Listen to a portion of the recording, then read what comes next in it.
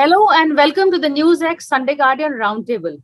Today we are here discussing the launch of a book on the occasion of 75 years of Indian independence. The book, of course, is called Azadi Ka Amrit Maha Utsav, and it's a collection of columns and essays by various distinguished people from all walks of life. It's actually a very comprehensive look for those who want to get a snapshot of the past 75 years and also a glimpse of what lies ahead. Joining me on the panel today are some of the contributors. We have, of course, Ambassador Surendra Kumar, who is the editor and who we must compliment for putting together this book. I'm going to ask him to tell us what the book is about in a while. Also joining us is Syed Naqvi. He's a veteran journalist, TV presenter, author, columnist. He's written a chapter in the book on the Muslim perspective of the past 75 years. Also with us is Dr. Shishadri Chari. He is a chairman at the Center for Chinese Studies at the Manipal University, but we also know him as a politician and a strategic affairs expert. And to help us analyze the book is Dr. Manoj Joshi. He's a distinguished fellow at the ORF. Ambassador Kumar, over to you. My first question really is and I would also like to add, for interest of fairness, that I've also contributed a chapter in the book Yes. on the prime ministers that shaped India. But what made you decide come out with this book, Ambassador Kumar? A little bit about the thought that went behind the book. First, thank you for inviting me and all of our guests here. This is the book, how it looks like, the front cover. And as I said, we have 18 very distinguished individuals who have contributed an essays.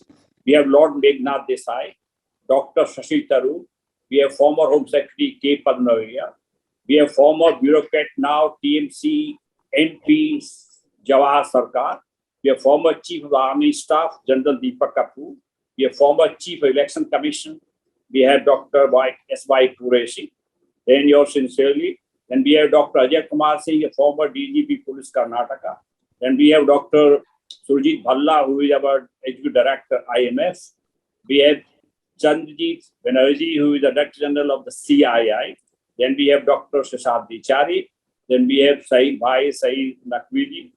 Then we have three prima donnas in this book. We have not one, two, three. We have Dr. Sunita Narayan, the Dr. Shobna Narayan, and Priya Sahgal. And we have the film producer director Neela Madhav Panda, and also RSS scholar who has written 7 books, RSS, Dr. Ratan Sarda.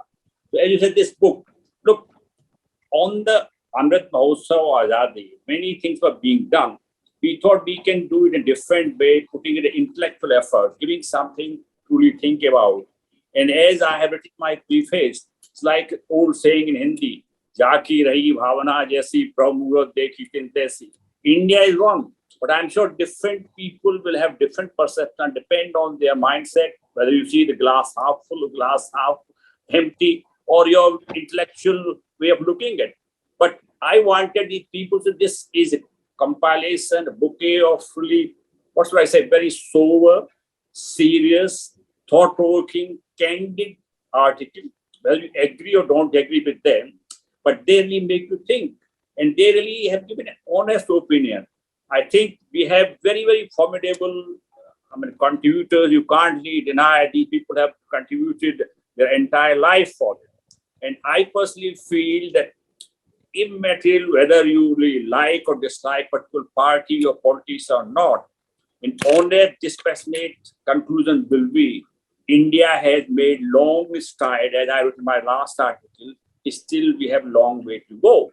We must not really highlight too many things, but we should not really belittle what we have achieved.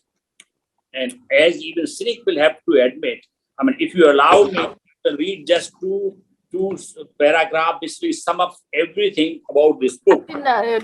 Reading paras takes too long and it gets to this thing. But just if you sum it up, in fact, if I can sum up what you wrote is, let's be proud of our achievements, but don't indulge in blame game, as you wrote in your last chapter. And I will also ask you at some stage when you find, you should tell us, you got a very interesting, crisp assessment of the Prime Minister who have shaped this country. Because I am quoting even in my book from Prime Minister Modi's his own words. Because all leaders have tried their best in the national interest. We may not be happy about what was achieved. We may not be happy with the way it was done. It was more or less, but the intentions were all good. And we must be magnanimous to really give credit here. Okay, over to you. Thank you so much for that introduction. Naqvi Saab, the Muslim minority question has become a very big one, especially in today's India also. It's always been there. And you very rightly said it's not a problem that has suddenly come up. There is a history to it. So briefly, if you can, just share with us how you were tracing the problem from, really the day one, from Nehru's time. Isn't it a pity that 75 years after independence, having put 50 years in journalism and others in wasting and loitering, all that I am summed up as a Muslim. Can you reflect and give me a Muslim perspective? I could. It is not. I'm not blaming you because this is the. इसीलिए तफरीह के लिए एक शेर सुनिए. करें हम किसकी पूजा और चढ़ाएं किस पे चंदन हम. करें हम किसकी पूजा और चढ़ाएं किस पे चंदन हम. सनम हम, गैर हम, बुतखाना हम, बुत हम, बरहमन. ये एक मुसलमान शायर तब कह सकता था, आज कोई कह सकता है, मुझे नहीं मालूम. This is it, and I have taken the route of the autobiographical route, and so you will see that in the chapter I go back so that you see the whole point that I'm trying to make ever since I wrote my play, The Muslim Vanishes, and that Surendra Kumarji very kindly and generously asked me to contribute to this particular. I have the one theme that bothers me and which I'll present to you is that we actually have increasingly lived in a kind of apartheid system. You more than me. What do I mean by that? I mean that the Muslim in India, today I'm saying it, but I wouldn't have even realized it about 20 years ago. The Muslim in India lives among Hindus. From morning, when I pick up my newspaper, and the fellow who delivers the delivery boy, and my workplace, shopping, restaurant, club, India International Center, 100% of my experience is with Hindus. You, I lay a bet, don't meet a single Muslim in India. I can bet each one of you. That is the big difference. So the issues and problems come across to me differently than they do to you. There is this dilemma. It is a dilemma, and I have tried to resolve it, as I said in my play, The Muslim Vanishes, which came out just 6 months ago. And I've also tried to stress that by taking the autobiographical route in this particular presentation. Thank you. Thank you. In fact, I like the autobiographical and the anecdotes that are in your chapter. But Professor Seshadri Chari, your chapter is looking back, looking ahead, is India's place in a rising Asia. And if you could tell us a bit about why you are very optimistic about India's place vis-a-vis China, Japan. No, I think as Ambassador Surendra said, India is one. That is the theme of the book. So in Sanskrit, we say, ekam sat vipra bhahuda vadanti. Truth is one. People call it differently. Just because people call it differently, the truth does not become different. It is only one single fact. So that is the narrative that we have built in this last 75 years, that India is one and there is a unity in diversity. So if you look at the diversity, you can keep on looking at the majority of the diversity. You can write thousands of books on the diversity. But if you look at the unity, then you can again write thousands of books on the unity of India. That is the reality that this book has brought out. But as far as the position of India is concerned, see, we never said that India is aspiring to become a superpower, but we always say that India is a strong power. So our strong power presentation is on two fronts. One is the soft power and one is the hard power. As far as soft power is concerned, people have recognized India as a very good soft power. But in 1971, we proved that we can also become a hard power. Mrs. Indira Gandhi did what no other prime minister earlier had done. She backed the Brooke of Pakistan and drove the last nail on the coffin of two-nation theory. So this, and since then, if you see, from there to 1992, when we adopted a very different economic model, we gave up the socialist economic model and we started our own system. Since then, if you see, the whole idea of India emerging as an important pole in the geopolitical dynamics has really come to stay. And in 2015, the next step in that direction happened when the US named its Asia-Pacific Naval Command as Indo-Pacific Naval Command. With that, the India-centric idea of Indo-Pacific has come to stay. So if you look at the whole changing geopolitical scenario, I will say that instead of the Asia-centric view that the world was taking for some time, now it is the India-centric view that is playing very prominently. That is why I think that India is now poised. It's on the cusp of really becoming a power. I won't say, I will not dare to use words like superpower and strong power and all that, but India is a country which cannot be just overlooked anymore.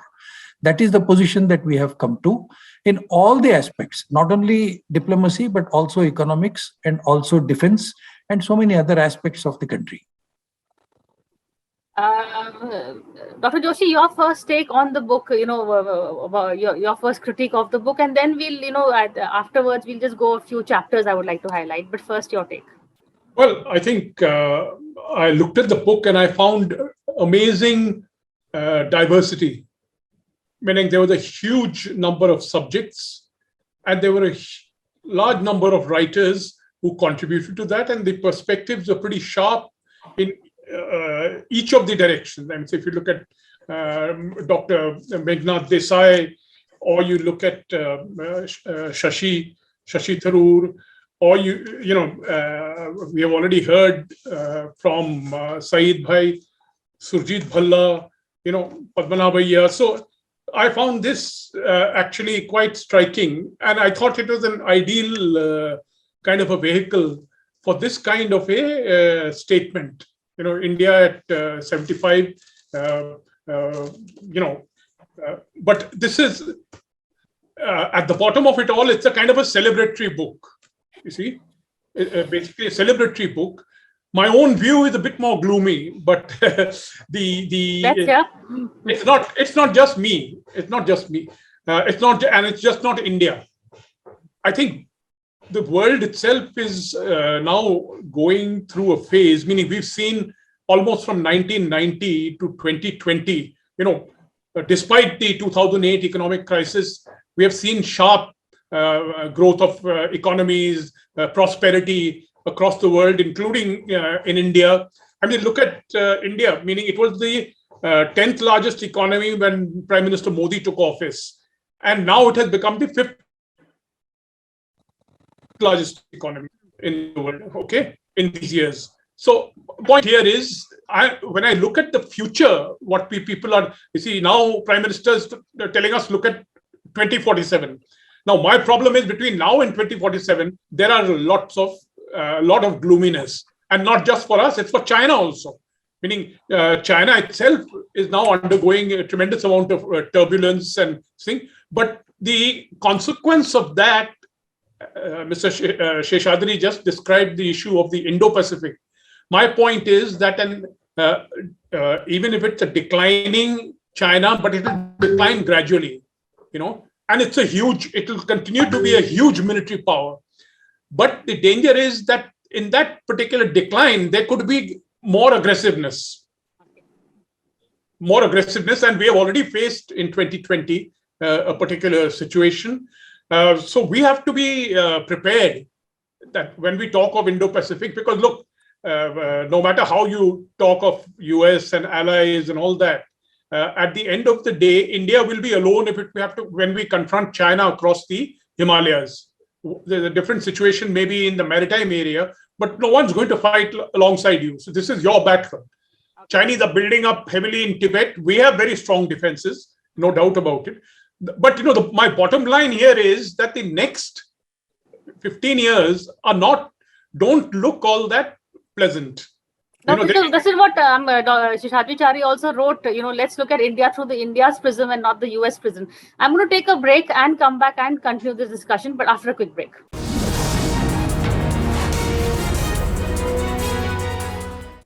Hello and welcome back to the Roundtable. Today we are discussing a book that has come out to celebrate 75 years of India's freedom. It's got a collection of essays from a whole lot of people who are stakeholders, who contributed and also been a part of history in the making. Ambassador Kumar, you're the one who put the book together. And today I want to talk to you about your chapter where you said we've achieved a lot, but still strides long way to go. Where are the 2-3 key areas that you feel we need to focus on? Well, eradication, alleviation of poverty. From Gandhi time till today, we have made long stride. We have put more than 200 million people above poverty line. We have largest number of poor people in India. If we take it world, we have largest number illiterate people still in India. Our per capita income is still $2,000 per year, 2,000 order, which you compare to, we have long way to go. But then I have put some social thing, which really worry me for more, because look at the government alone cannot really can't really do with them. Look at caste system abolished, it is still prevailing.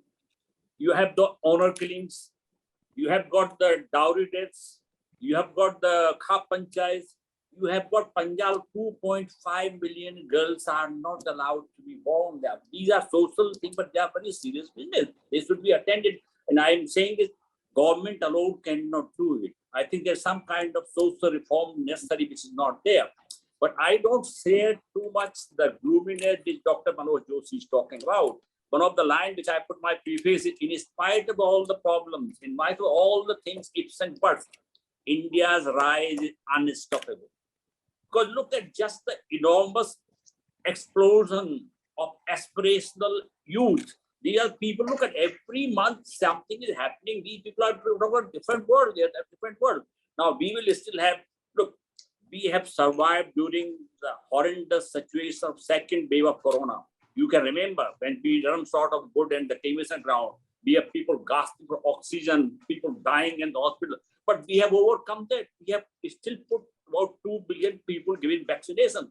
That means we can rise from ashes. We have this capacity. And I am reminded of something which Sayyid Bhai will admire. Allama Iqbal said what? कुछ बात है कि हस्ती मिट्टी नहीं हमारी सदियों रहा है दुश्मन दौरे जहां हमारा. Hindustan has this ability, resilience. It will certainly rise. Rakesh, I want to ask you a slightly off-syllabus question, but since you are here, I really would like your views and your family, knew Panditji's family very well. How is Nehru being evaluated today? Even in the question to the how the Muslims were handled, the Muslim problem. Just a little bit about Panditji. Well, what I was saying is that it was impossible to. Nehru was the iconography in that area and among Muslims. So Nehru, the last and the only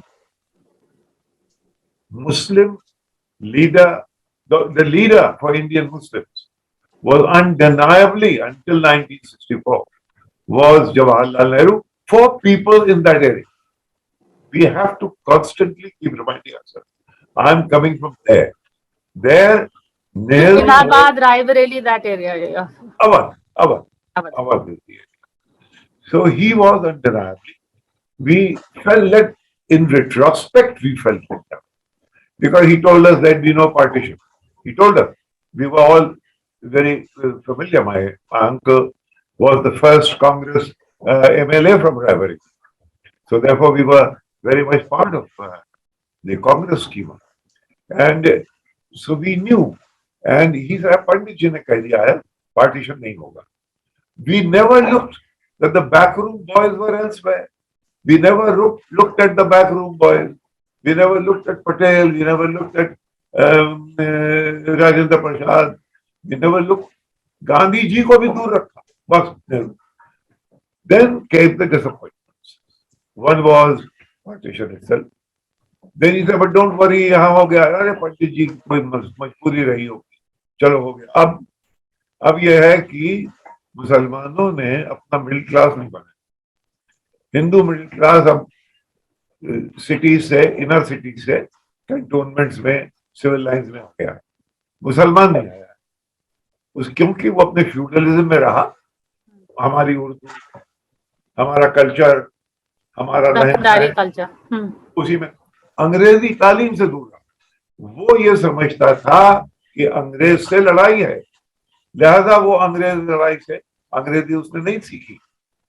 Hindu ने जैसे ही triangular situation पैदा, हिंदू, मुस्लिम और अंग्रेज, तो हिंदू ने तालीम लेना शुरू की अंग्रेजी में, और जनाब ICS इसमें सैकड़ों नाम आ गए. ये पंडित जी ने कहा कि हम जमींदारी अबोलिशन जो 19 हम जो कांग्रेस का प्लैंक है, हम उसको इम्प्लीमेंट नहीं करेंगे, अभी उसको डिले कर देंगे आप लोग, ताकि आप मिडिल क्लास बना सको. Again it barely turned when Pandit Govind Ballabh Pant 1952 के नाम जमींदारी अबोलिशन. अरे भाई, instantly I saw penury in so many homes. Let down again by Pandit ji not realizing his power, not recognizing his own power, because the decisions were being taken elsewhere, and he presumed that he had the authority. He did. Maybe even in foreign affairs, he was undercut by his own appointed Sir Girja Shankar Vajpayee.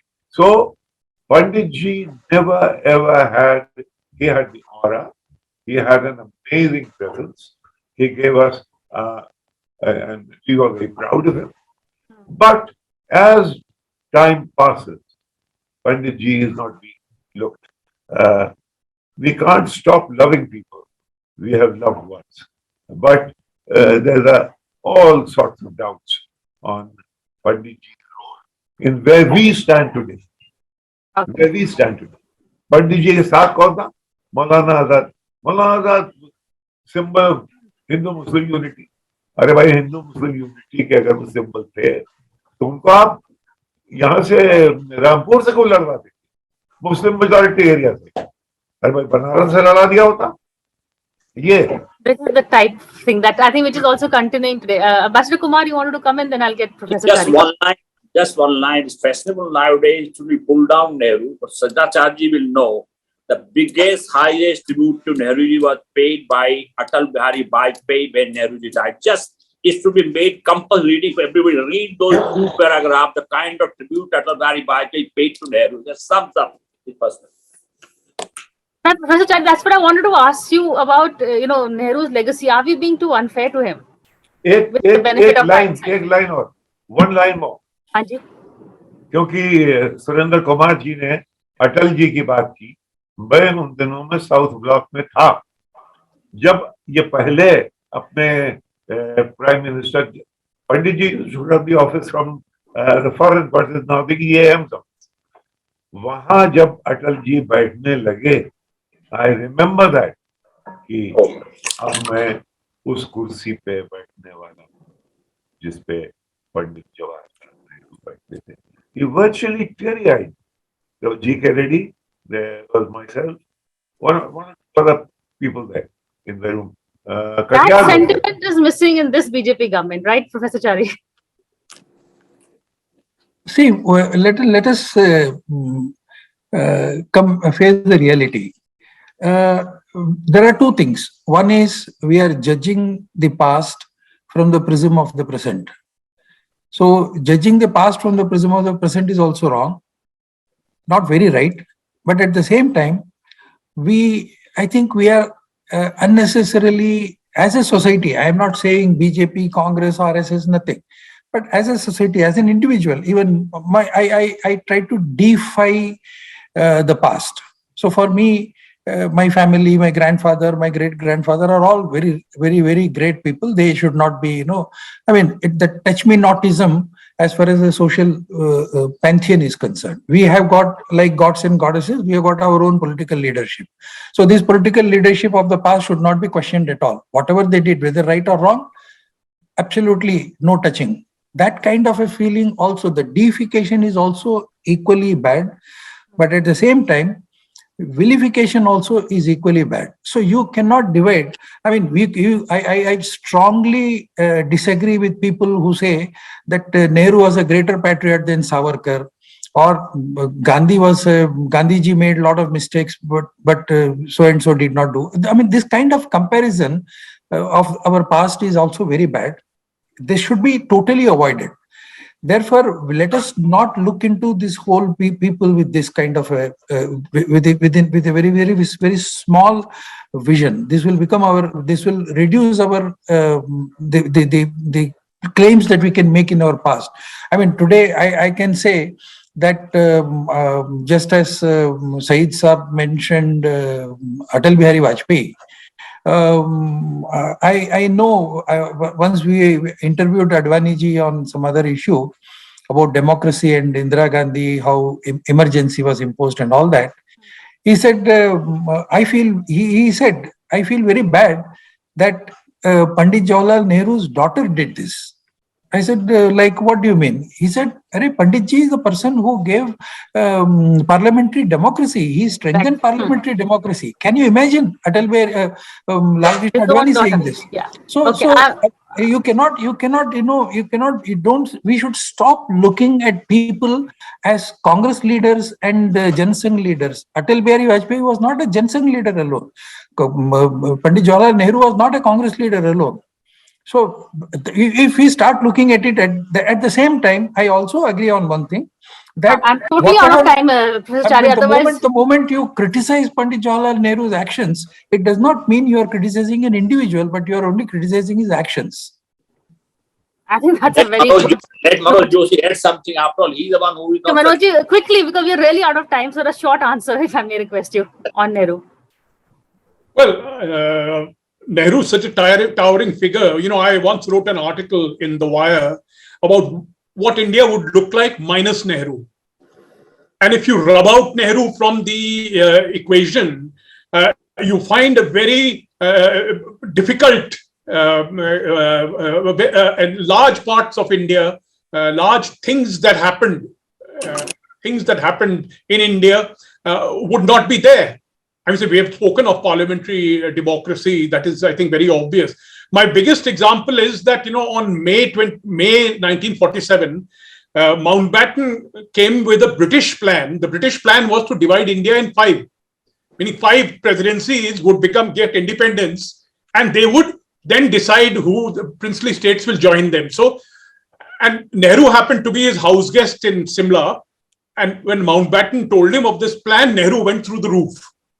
He said, this is ridiculous. You would used to talk of one India. Now comes the partition part of it has come. Now you're talking of 5, 6 Indias. This is not acceptable to the Congress party. So this point I'd like to make, that Nehru, at that very crucial, this is May 1947. In 2 weeks later, Mountbatten announced the partition plan. And I think Nehru played that critical role in preventing the balkanization of India. Very well said, in fact. And when we are discussing India's independence, how can we not discuss Pandit Jawaharlal Nehru? But on that note, thank you all. And I do hope you will read this book, for it is a fascinating one with different views, diverse opinions, but all very good ones. So thank you so much for this conversation. Thank you. I invite you all also to attend the release of the book on 30th of this month at Habitat Center, Gulmore, 7 o'clock.